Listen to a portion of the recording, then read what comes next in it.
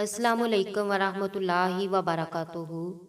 अक्सर मैं अपनी अम्मी को याद करते हुए एक बात सोचती हूँ कि माँ का किचन साझा होता है। माँ के किचन में दूध खत्म नहीं होता, चाय की पत्ती का हिसाब नहीं होता। माँ के किचन में जब चाहो वाश बेसन में जूठे बर्तन रख दो, जब चाहो देसी घी के पराठे की फरमाइश कर दो, जब चाहो चौकी पर बैठकर लाल डिब्बे में रखा गुड़ चाट लो, आते जाते मूंगफली मुंह में दबा लो।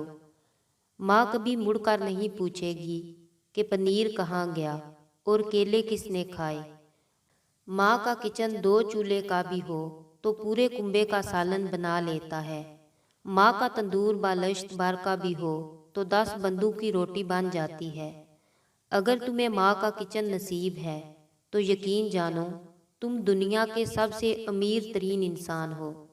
अगर रात के 2 बजे भी घर पहुंचोगे तो गड़े का ठंडा पानी और कपड़े में लिपटी ताज़ी रोटी और लजीज नमकीन सालन मिलेगा कि हर माँ सोने से पहले अपनी मुसाफिर औलाद का खाना बांध कर किचन में रख देती है कि कभी तो नादान घर आएगा और आते ही किचन में दाखिल हो जाएगा, इस यकीन के साथ कि माँ कभी औलाद को भूखा नहीं सोने देती। सलामत रहें सब की माएँ।